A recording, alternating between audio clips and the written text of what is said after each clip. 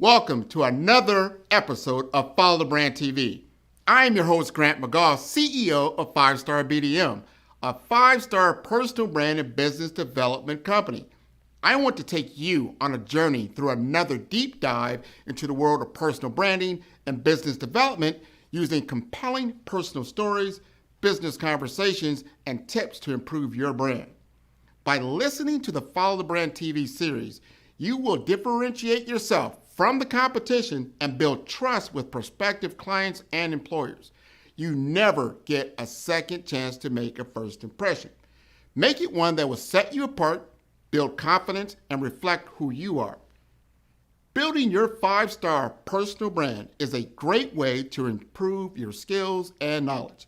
If you have any questions for me or any of my guests, please email me at grant.mcgaugh@5starbdm.com. Now, let's begin with our next episode on the Follow the Brand TV.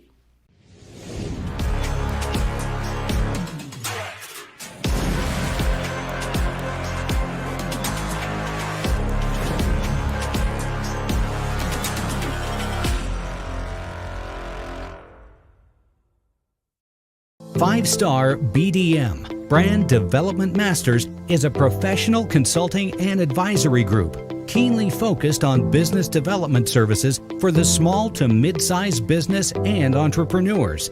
Although every business is unique, they often share business development challenges that can be addressed through smart branding. Services include process improvement and operations, digital strategy and transformation, business intelligence, digital marketing, and personal branding.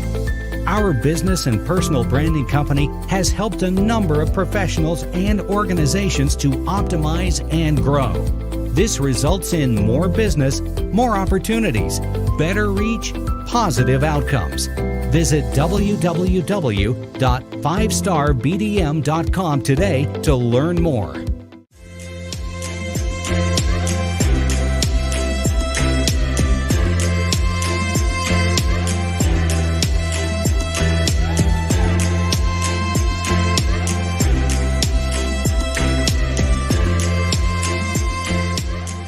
Pernell Londono. I am an AI strategist. I've been a technologist for 30 years, and now I'm with Dell Technologies as an AI strategist. So happy to be here.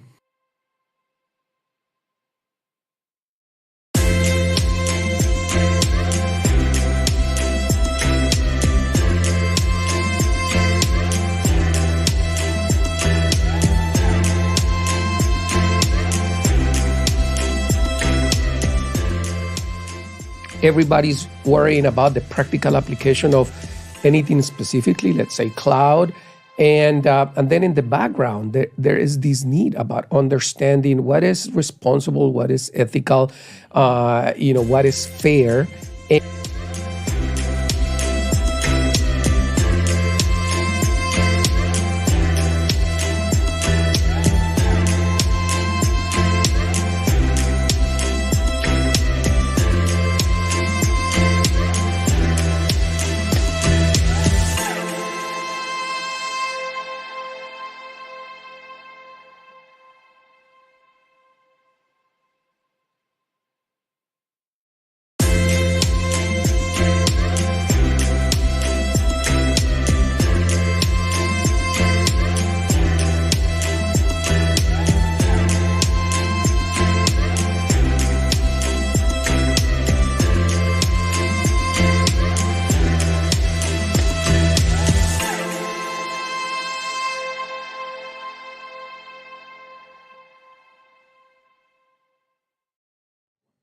Welcome to the Follow Brand Podcast. This is Grant McGaugh, your host, and today is a special day. We're here live at the Levant Innovation Center. We're going to talk about artificial intelligence, a big topic, huge topic, but we're going to take it to a different lens. We're going to talk about AI and governance, and I can't think of anyone else more qualified to have this type of conversation because it's so important as the entire planet is consumed with artificial intelligence and what its use cases are as we now go forward on this new platform. So I'd like to introduce you to Hernan Landano, who I have known for a few years. He comes from the world of academia, and he's made this transition over into enterprise, and we're going to have an in-depth conversation. So, Hernan, would you like to introduce yourself? Grant, fantastic. Thank you. Thank you for having me on your show.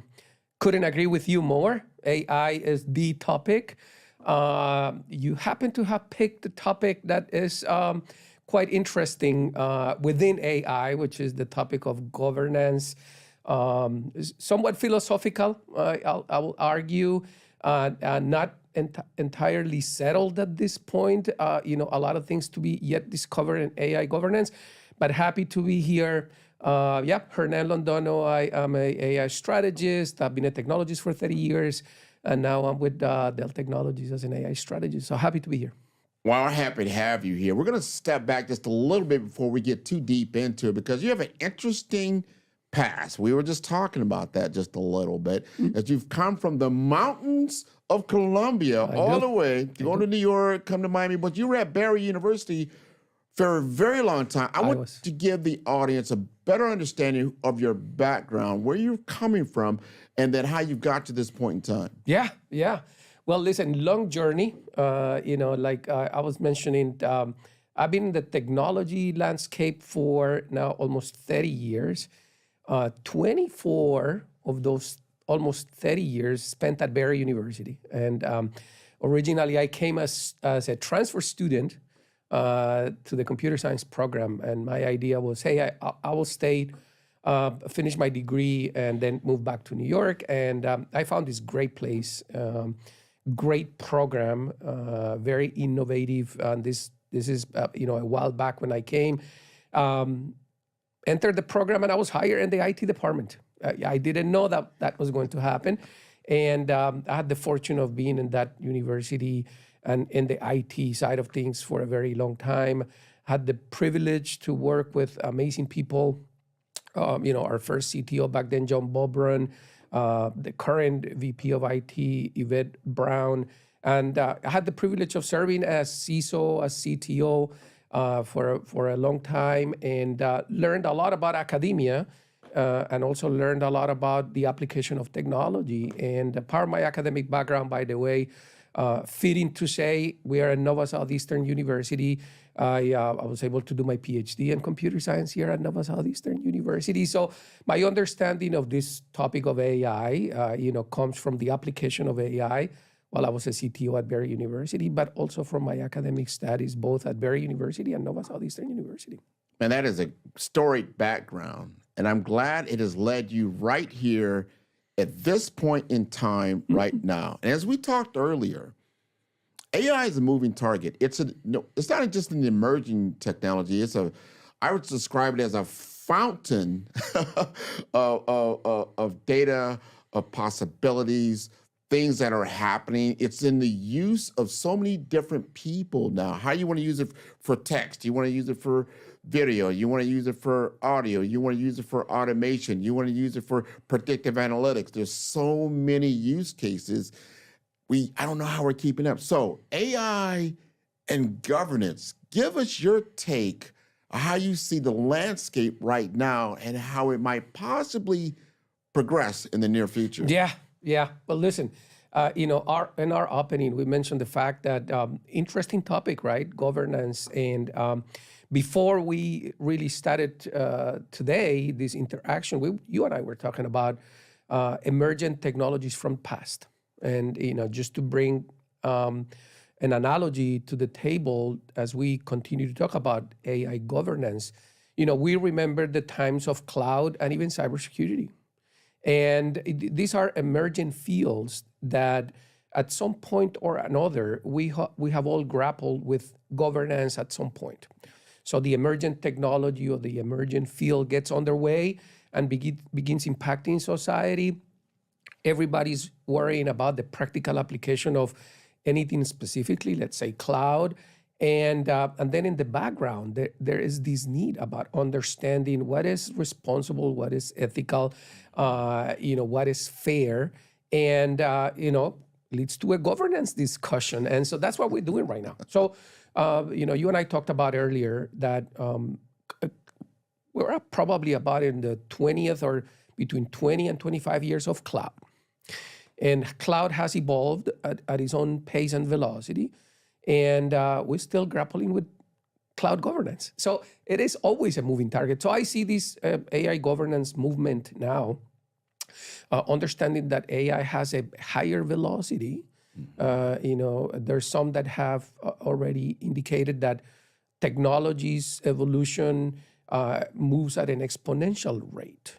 However, AI moves at a double exponential rate. The rate of evolution is much higher. And so understanding that velocity, there is a conflict between governance and the evolution of the technology.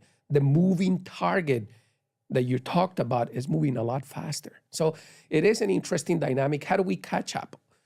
Or should we catch up? Maybe the idea is, should we create governance models that are very elastic and flexible? That's an idea, but definitely it is a moving target. This is interesting. As you were talking, I'm thinking through mobile computing, social media, which really kind of took off in 2009, 10, right after the big recession, right? All of a sudden, social media. And you think about now, here we are in 2014, you talk about governance.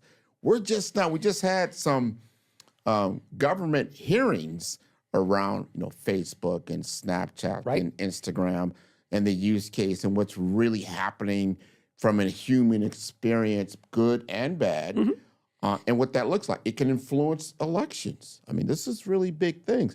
And I remember talking to another guest of mine who brought up some very interesting topic, meaning you have the nation states, like the United States, the European bloc, the African nations, these are nation states. Then you have tech states. Well, these tech states are bigger or more influential than these nation states. And then in between that, you have power and you have people. So you talk about governance. Now, how do you govern all of that? So that's a big wow. I'm not going to step you into that world. It's a big wow. Wow. But I want to bring you into, we have a lot of technologists that are on the call. They're listening. And they want to know is, as I implement AI, am I going to shoot myself in the foot because governance comes in and then I've got to change all my protocols and policies? I mean, how do I move forward with this model? Yeah. Well, listen, there is absolutely, and it's a good question because everybody, it's in a different a place in the journey of implementation of AI. Right? Some organizations and some people decided to start this very early. And AI back then was not what it is today.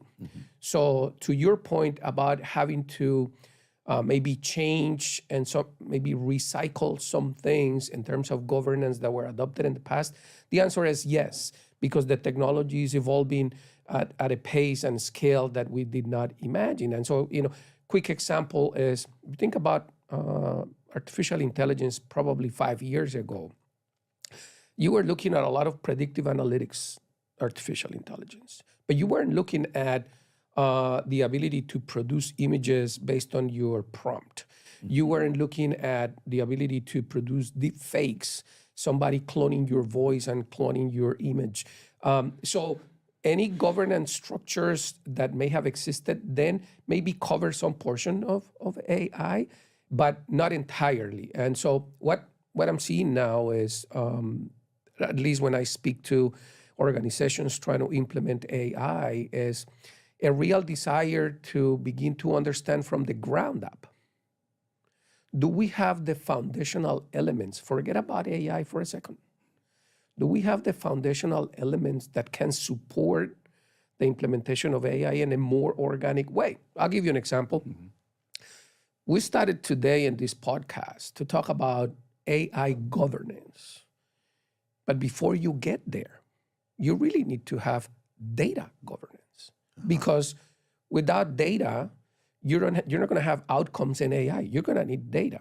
And so how do you govern that data in terms of responsible use of the data even in absence of AI, may be important.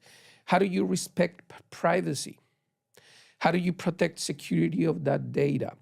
What do you mean when you say responsible use of the data? So if you go back and you start thinking about your data governance, you have a good chunk that can contribute towards AI governance, right? So the idea here is approach the conversation from the foundational elements and understanding that data is the most foundational block to enable AI. That's probably the best place and the first place where we should all go to begin to figure out governance.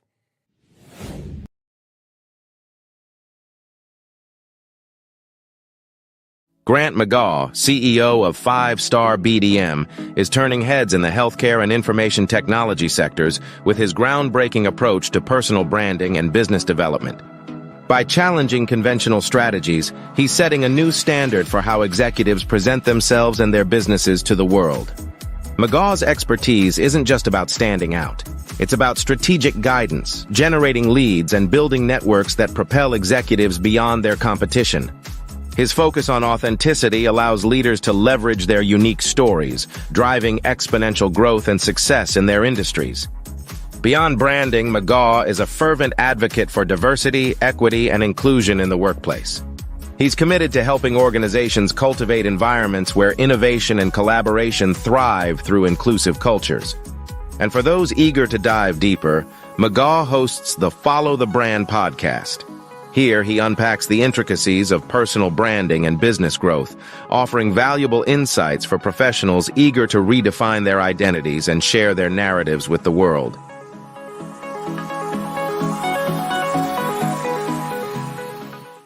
Greetings. I am Grant McGaugh, the CEO and guide behind 5-Star BDM, your sanctuary for business transformation. Here, enterprises are reborn through the harmonious synthesis of strategy and state-of-the-art technology, all under the illuminating embrace of artificial intelligence. My journey is fueled by an unyielding passion to unlock the boundless opportunities embedded within technology. Here at 5-Star BDM, we intertwine with the quintessential values of our clients, meticulously crafting roadmaps that resonate with precision, adaptability, and harmony. We relish addressing challenges, transforming them into stepping stones and guiding organizations to ascend to new peaks by leveraging avant-garde solutions. Our Follow the Brand podcast series is a convergence of pioneering thoughts and groundbreaking ideas, where industry luminaries and revered guests unravel the multifaceted tapestry of technology and innovation. Diving deep into the core of operational essence, we at 5-Star BDM orchestrate swift and transformative changes, refine processes, and amplify customer experiences, all through the eloquence of AI and digital mastery. In synergy with our value partners, we marry technology, tenacity, and creative intuition with ensuring every encounter within your digital sphere is not just functional, but a harmonious symphony of delight and substantial impact. With 5-Star BDM, you're not simply constructing a business. You are sculpting a progressive journey, morphing every opportunity into a symphony of success. So let's innovate, elevate, and thrive together, turning opportunity into success and innovative brilliance. Reach out and commence this transformative journey by going to 5starbdm.com for more information.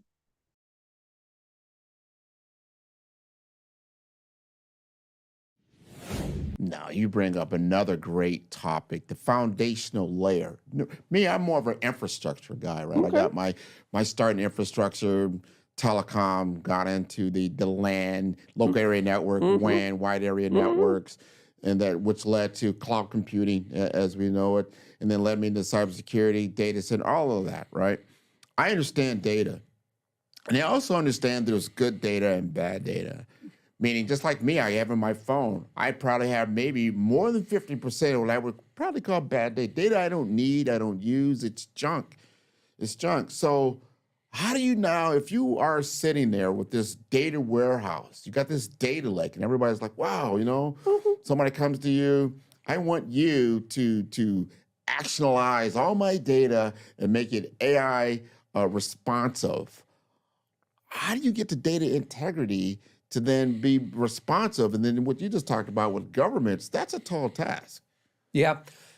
Well, listen, when it comes to data, I think there is a little bit of misconception about data, and that good data and bad data. I would probably say data that you can use for a purpose, but maybe not for other data that you can't use for that same purpose. But all data in some way may be good. And so we have to think about that.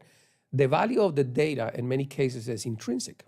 And it is intrinsic because prior to AI and prior to having this amount of compute power, it was very difficult for us as humans to discover patterns in the data. And so we may have seen data sets for which we couldn't make sense. And so we couldn't extract value because we didn't have the capacity on the compute side and the speed to do it. We probably could have done it if we would have been given years to analyze a data set, but we don't have years, right?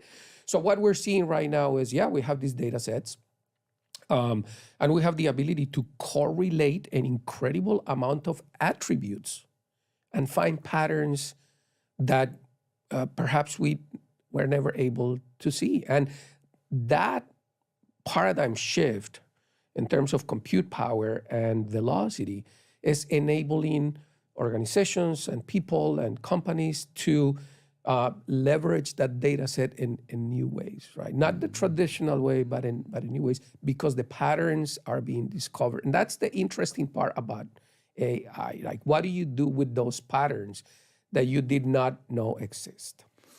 Wow, you just opened up a big can of worms there. I mean, this is why this is so explosive, is that I remember the thing was in Taiwan or China where the Master of Go is like, like a chess game. Yeah. Right? It's like very advanced game, huh? Very advanced.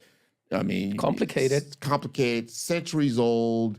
Someone that can operate at that level is the Master of Go. Like, no one can beat the Master of Go, right? And so they had a contest with the Master of Go and the AI. And the AI, I don't know if it won the first time or the second time, but it actually won the series. And what it was able to do was exactly what you just talked about. It started to present patterns that had never been seen before. Absolutely. I said, you can't do that. There's a good case, by the way. I think it was before the Go case.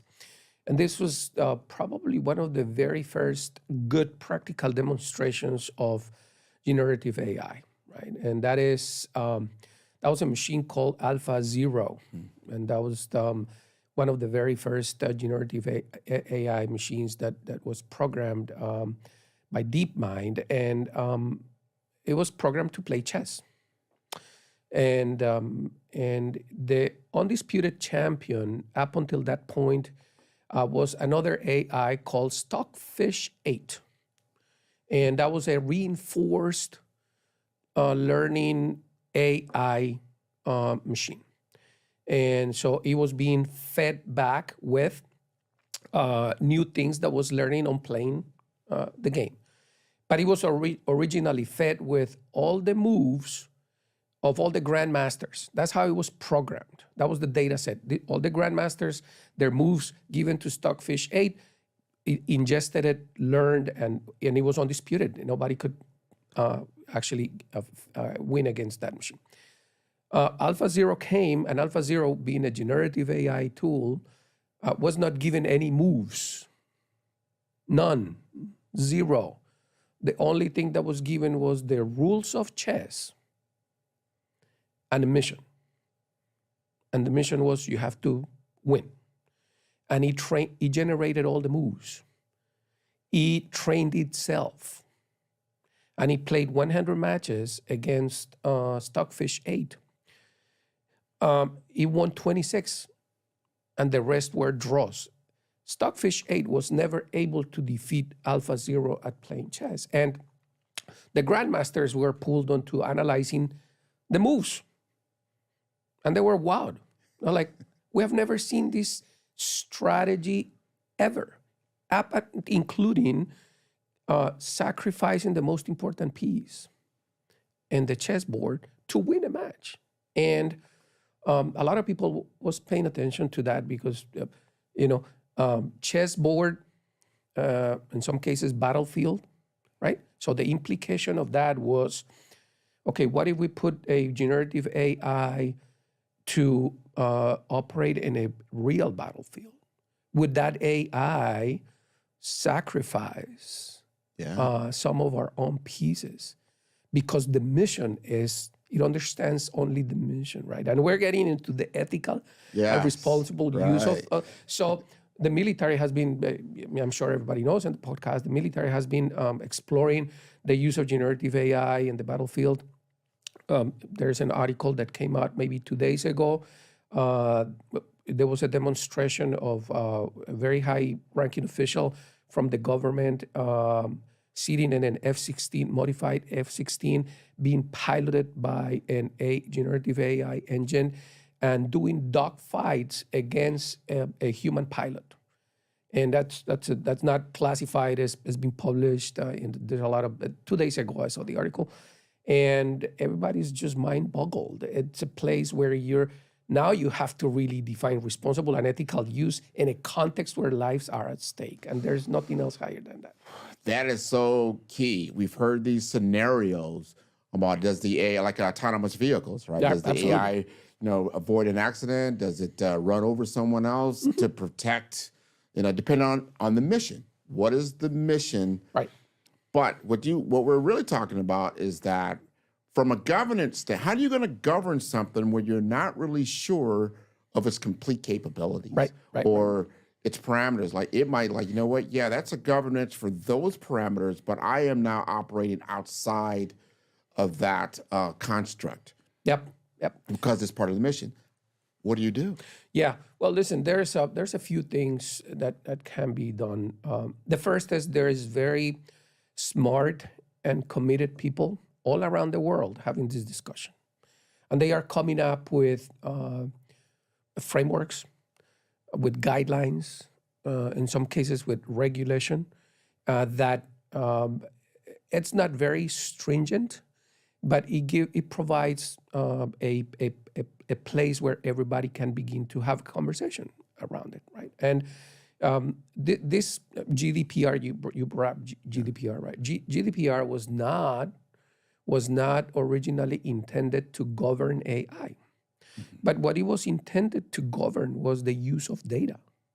So a lot of people that is looking for frameworks for AI governance are already looking at GDPR because, to begin with, it provides a very good foundational guideline for the responsible and ethical and even compliance in the use of data. And so we do have examples. Now, so that's one thing that we can do, right? We can begin to look at things that exist and adopt them, and if we need to adapt them to fit the AI model. The other thing that we can do, which I believe is exactly what we're doing here, is we need to have conversations about this, right? And today we're having conversations around, some of it is somewhat the technicalities of AI and the use of AI, but we're having conversations also about, what does it mean to govern AI? And the conversations that we need to have, I would argue, need to happen in the context of a lot of diversity of opinions,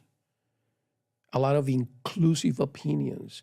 You and I may think differently, and this is a moving target. That's how we started today. So if it's a moving target, difficult for me to say that you're wrong. More important for me to say, let me listen to Grant and see what he's thinking and continue to shape this conversation in a way that ultimately will lead to a more practical application of a governance model, for example, right? You need to do that externally, but you also need to do that internally. You have your companies, your organizations, where traditionally emergent technology has been a responsibility of the IT team. I think that model is old and needs to be destroyed, because I think Gartner said this maybe about 6 or 7 years ago. Every company is an IT company, and then they've further said every budget is an IT budget. So the responsibility for emergent technology in an organization cuts across all lines of businesses. So having internal conversations, the business unit, the IT unit, the marketing unit, the legal counsel, all together around this governance, it's absolutely super important. Those are some things that people can begin to do, should already be doing at this point. Follow the Brand TV broadcast host, Grant McGaugh, as he visits with top executives and entrepreneurs to find out their secrets of success with their personal brand. Follow the Brand TV broadcast host as he focuses on brand development to build better relationships, bring value to your business, relationships, and career. You will enjoy listening to each episode that is tailored to speak to you directly. If you're looking for this type of clarity in terms of building your brand, you have tuned into the right station. Each episode will help you to shape a conversation in the 5-Star BDM network of 20,000 professionals and become a springboard for your corporate engagement and business opportunities. Each guest will frame their story in the areas of personal branding, business development, career development, financial empowerment, and technology innovation. Grant McGaugh explains why he is the CEO and owner of his own professional career. Grant is an accomplished business leader and entrepreneur who wants to give back to individuals to grow their personal brand strategy. Tune in as he weaves his story about new possibilities, while to you exceed expectations. If you love storytelling, this show will make for fun.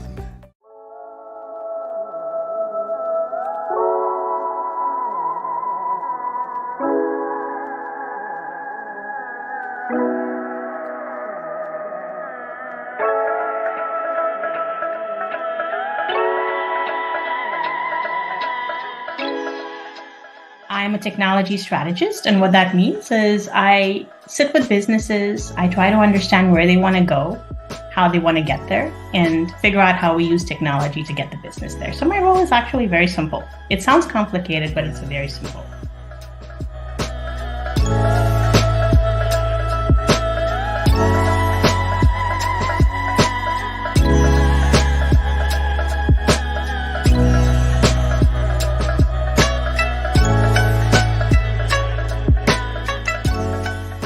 I really believe that you have to find your purpose in technology. And no matter what you do, and this could be true for every function, technology, accounting, or whatever have you, right? You have to find your purpose. And that can be hard today in technology because there's so many different things you can do. There's software delivery, cybersecurity, there's virtual reality, there's IoT. I mean, the options are endless.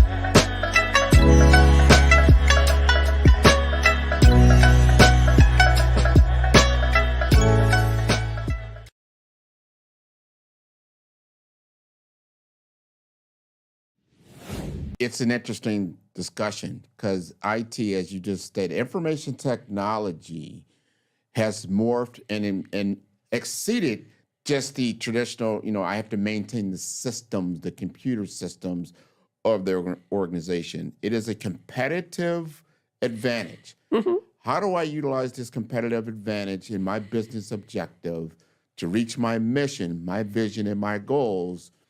Because this is a tool. Now, getting back to what you were saying earlier, which I love what you just stated about governance. Think about what I talked about earlier about the nation states. Nation states are governed, like in the United States, by a constitution. Mm-hmm. You have certain amendments there, right? You have the right of free speech. So then how do you work that when you start thinking about an AI? Is the human that created the AI has the freedom of speech, or does the AI of itself has the freedom to create outside of the context of that technology? I've heard people say that what happens when the technology is smarter than, so to speak, than the technologist. Right. And I will say it in a different way, because this is a fantastic question that you're posing, and I don't claim to have the answer for it. I'm going to be very transparent, but let's not talk about what happens when the technology is smarter than the human. Let's ask the question: what happens when the technology is very difficult to discern whether it's a human or it's technology, right? The fidelity of the experience interfacing with the technology is so high that you don't know if you're interfacing with a human or you're interfacing with an AI. So I'll give you an example. I was coming over here today, very excited about this podcast, and I was listening to the news. And, what was in the news today is that it is now known that OpenAI approached Scarlett Johansson twice to be the voice of the OpenAI digital assistant, and she declined. She said, "No, I don't want to be the voice." And an OpenAI did a pilot of a digital assistant, and she started getting phone calls from everybody, like, "Hey, your voice is in the pilot of the digital assistant for OpenAI." And she couldn't figure out, how did that happen? Well, how that happened is anything can be digitized today. So the pattern of your voice, the inflection, the tone. And so we are in an era, again, incredible amount of compute, an incredible amount of capacity. We can begin to create models where we can mimic your voice, right? So what they did is they created a voice that sounded not exactly, but very similar to the voice of Scarlett Johansson. It's in the news today. And so she sent some letters to OpenAI saying, "I really want to know, how do you do this?" And that speaks to intent, right? Talking about free speech. What was the intent to create a voice similar to her or hers, or it was just a random occurrence? And is there a legal grounds to say, what if they change her voice, and then they do a random voice for that digital assistant, and it sounds like your voice randomly? What then? What is the legal recourse here? And by the way, I said her. So all of this happened because there is a movie called Her, Right. which I'm sure you're familiar with, Yes. from 2013, I believe. And it is a movie, but just for the audience, in case they don't know, it's a movie about a person, a man, who engages in a relationship with an AI voice. And it's a romantic relationship at some point. And the fidelity of the AI is so high that it lends itself to a romantic relationship. And the voice that is her in the movie is Scarlett Johansson. And that's how the whole thing came about, using her as the voice of the OpenAI digital assistant. So we're in a world where these things are happening, and we still don't understand the legal grounds for one thing or the other. We've got to relook at these things foundationally. Well, What is what, and what are your rights and what are not? There are copyright laws. Everybody knows that. Absolutely. Like, you can't just make a jingle or a song. You'll probably get sued, or they'll be along with you. I just used an application called Suno, SUNO, that is able to generate AI music just from a few prompts. We're talking about a sentence. I had a sentence just on brand identity. a prompt. A prompt, just a simple prompt. It made a 1.5-minute song out of it that was beautiful. Yeah. Beautiful. Did it sound like someone else? Far as I know, it doesn't. Yeah. Because I didn't put like a prompt in there to say, I want you to sound like a certain artist or something like that. I just gave it simple text. It came back and this is revolutionizing our world of art, our world of music, our world of journalism, Everything. our world of tech. Like you said earlier, it's affecting every facet of business Right. and life. And we've got to start to now here's the question. Is it has the horse left the barn? I mean, can you reel this back in, or is it just too late? No. We need to catch up. I mean, happens, right? This is the way things happen with emergent technology. I don't know, at least I don't know of a case of an emergent technology where people sat at the table to begin the creation or the visioning of an emergent technology and said, okay, before we create the technology, let's create the governance framework. It has never, to my knowledge, has not happened. It's always a catch-up game. So yeah, listen, the technology is moving and everybody begins to see how it's affecting different elements in society. And then we are, as a human race, we are reasonable in many ways. And we say, okay, well, there's something we need to do about it. This is not going the way we want. So we need to do something about it. And that's normally the governance piece. We got to do that. Remember Napster? Remember that? Yeah. With music, right? It got out there. People were like, wow, I can download any music from anybody at any time. And people were doing this right and left. And then finally it got to a congressional state, right? Yeah. And then they passed some laws.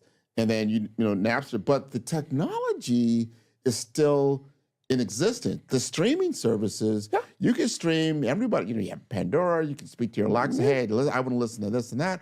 That technology didn't change. Absolutely. So there's the setting, the technology, and then there's the setting, the governance. But, for AI, I'll say what we need to do is, if you're an organization and you are already using AI, or you are already beginning to think about using AI, you probably need to take a little bit of step back, right? And one of the things that people can do, we did this in Dell Technologies, is you have to create some, at the very least, principles for the use of AI, right? Things like the use of AI, or the AI that is created, needs to be beneficial, or it needs to be equitable, transparent, responsible, accountable. These are principles that will guide your governance. And so you don't end up in a case where, OpenAI is going to have to probably honor the request from Scarlett Johansson and say, this is how we created this voice.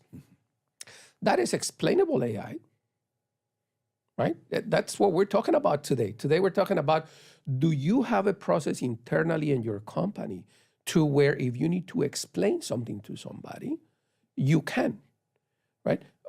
Algorithmic transparency. How is this algorithm creating this output from these inputs? What do we know that the algorithm is not biased? How do we identify if the bias is intrinsic in the data, and what can we do about it?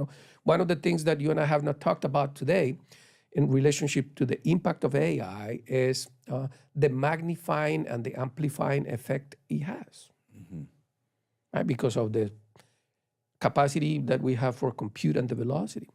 So if there is intrinsic bias in data and we unleash an unchecked AI on that data because of its exponential capacity to grow, we know that if that bias exists in that data set, it will be amplified many times and very fast through the AI. And so how do we put balances and checks in the production of that output to make sure that we don't amplify biases that are intrinsic and maybe historic in the practices of companies that exist in that data? And that's governance. That's creating audit trails. Do we create this output through AI and we just feel good about it? Or should we have any place in that journey where we do an audit and we say, okay, but let's see what happened here. Specifically, what data was analyzed, how did it happen, what was the output, this and not that, and are we maybe negatively affecting, let's say, a segment of the population because our training set only reflected this other segment of the population? All these are questions related to that governance model.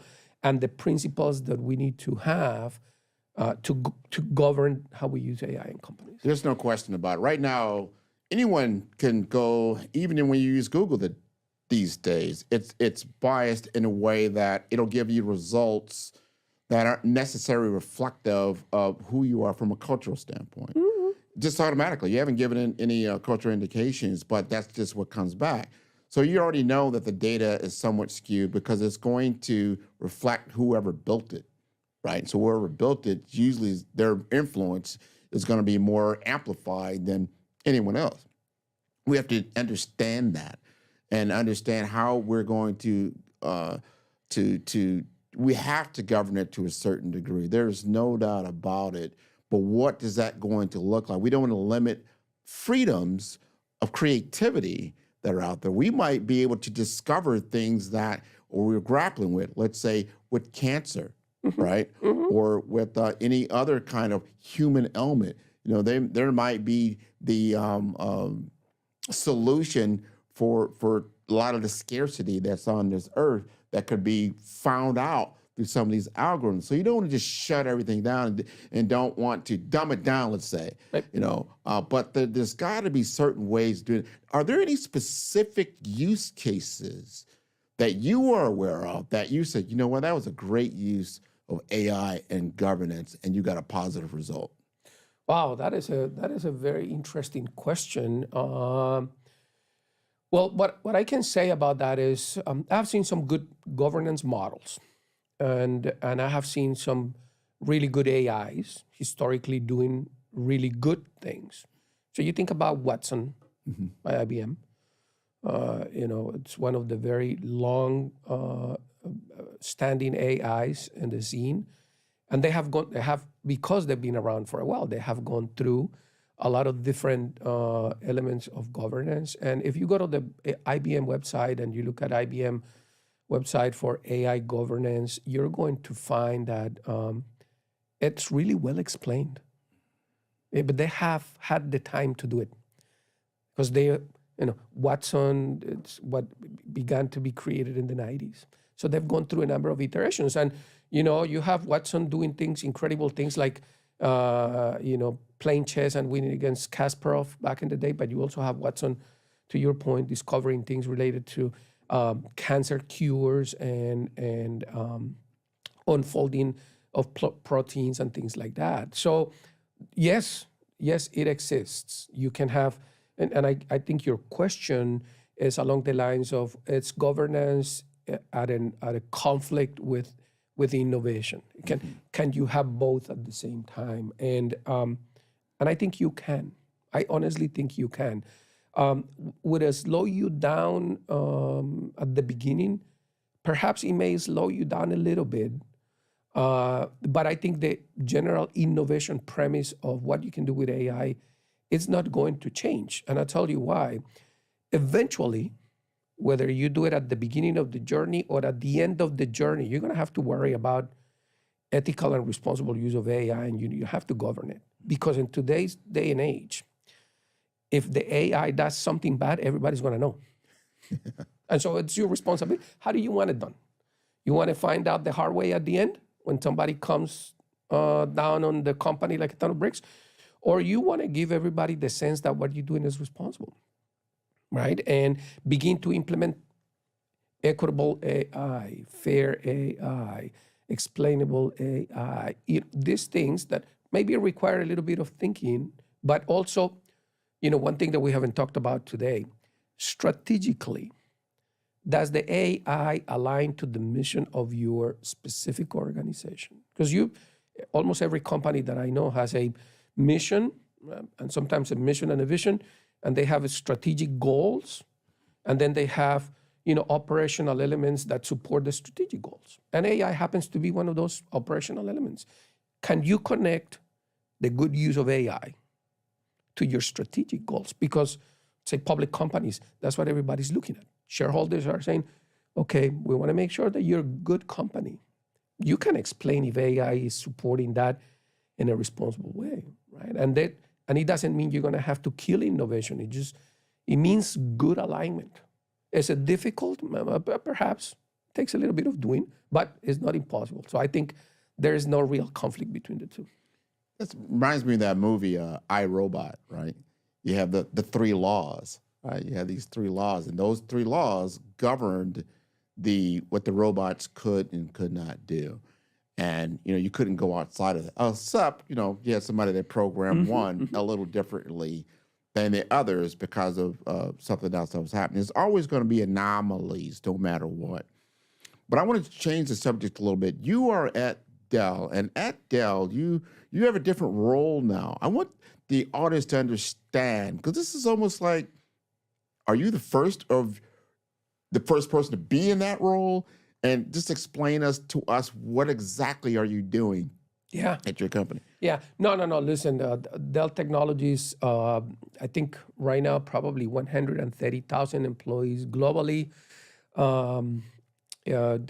Right now, as we speak, we're in the middle of what is called Dell Technologies World, and that is the biggest customer conference for Dell, where all the big announcements are being made. And through that fabric of human capacity, there's different roles. The roles evolve according to the needs of the company, And so one of the things the company probably realized a long time ago is that customers, there is a gray area between what the company does and how it aims at solutions and products, and what the application of those solutions and products are in the customer base. And that depends on very specific things in every one of the verticals that the product plays a role in. And so you think about a server as a server, but the application of that server is different in the financial sector than it is in the state and local government sector. And the velocity which with things happen in the financial sector, it's a little different than the velocity which with it happens in state and local government. And the outcomes are different, right? In the financial sector, the outcomes may be we need to enable stock trading faster. In the state and local government, the outcome may be we want to be equitable about making services available to all citizens in a state or a county or a municipality. So when you think about that server, it's the same server, how do you then bridge that gap between what it does here and what it does here? And normally what it requires is somebody with that vertical expertise to contextualize for everybody, the company and the customer, what that server is good for, right? That I'm oversimplifying, obviously, the role, but the role of a strategist in a company like Dell is to bridge that gap. All of us that have that strategist role, we have a deep vertical expertise. So I come from the higher education side of the house and an institution that had both an academic practice and a healthcare practice. So I have kind of those two. And so I'm able to contextualize the use of technology, the application of technology in a particular vertical. But for the company, right, when the company is looking at what should be responsible use of this technology in this vertical, we understand, the strategist understands that vertical, and we can contextualize internally why doing this like this is not good. Maybe why should we do this other way? And even why would we say something like this in this fashion and not in this fashion, because it means different things in different verticals. And so, my role is not unique. There's different layers of, the strategist role. And I happen to be now in, one of the fastest, most dynamic units, which is, we call it AI acceleration, as if AI was not already accelerated, and very fast moving life, when it comes to that. But I enjoy every bit of it, every minute. I can see that. Your passion is definitely radiating throughout the podcast, right? I want you to help us. This is our last question. And this question, talk to us from that contextual layer. If you were talking to the audience, they want to understand, hey, I've been tasked to now implement AI in my organization, I want to make sure that I'm making some fundamental good choices. If you were going to advise a person, let's just say they're from an academic institution like we are right now, what should they be doing and why? Well, I think there's some simple things. I mean, we talked about throughout this podcast today. When it comes to governance, by the way, there's two fundamental models, I think. There is informal governance and there's formal governance. And, the difference between the two is, the informal governance happens almost coincidentally and is not very consistent, is not bound by protocols. And the formal governance, it's entrenched in, formality. There is consistent ways to track it. There are metrics that are associated with that governance process. There are protocols that people can follow. There is training that is provided to all layers of an organization. Are you a consumer of the technology? Are you a provider of the technology? What are your responsibilities, when it comes to that? So I'll say the first thing is think about if you're in a place where you can adopt formal governance, right? And it requires decision makers at the table to sit down and say, okay, we're going to do this, and let's frame it. If you're not there, it is okay to start with informal governance. Maybe do your first audit. Ethical use of AI in my organization. Have we ever done an audit? Do we understand how it's being used, and are we doing it ethically? And if you don't have the expertise to do it in-house, there is people externally that can do this for you. The idea here is start somewhere. Don't let it linger. Don't let the technology continue to advance in your organization and create perhaps value for your organization and create value for your users without doing these checks and balances. Start getting acquainted with these governance frameworks and initiatives that exist in governments, whether it's external like the GDPR, or here in the States. We didn't talk about this too much, but GDPR, very comprehensive European Union regulation. Data governance plays a heavy role in it, and that's why people are looking at it for AI. In the States, it's a little bit of a fragmented approach because we have a federal government and we have also the ability at states that have their own autonomy to have their own laws. So we have probably more than a dozen for sure states that have created guidance or laws related to the use of AI. They have commonalities and they have differences. We should begin to understand what those do and educating ourselves about what the differences are and try to apply things internally in our companies. That will be the best advice I can give people at this point. That is excellent advice, Hernan. And I want to thank you for being on the Follow Brand podcast. This has been wonderful. If the audience, and I'm sure people will want to follow up, ask their questions. Yeah. And I'm sure when we air this, like, yes, send in your question because this is very, very important. What's the best way to contact you? Right. So easily to be found in LinkedIn, obviously, Hernan Londono. And I don't think there's too many Hernan Londonos in LinkedIn. So you see my picture and myself with my glasses and a blue suit. That's me. That's Hernan Londono from Dell Technologies. And feel free to email me. I'm open door policy. So hernan.londono@dell.com. This has been wonderful. Thank you again for being on the show. I want to encourage your entire audience to tune in to all the episodes of Follow Brand. You can tune in at 5-Star BDM. That is the number 5-Star, STAR, B for brand, D for development, Infomasters.com. This has been wonderful. Thank you again for being a guest on the show. Grant, it was a pleasure to be here with you. Thank you for the great conversation. You're welcome. tune in for our next show or click on our website at www.5starbdm/followthebrandtv. Thank you.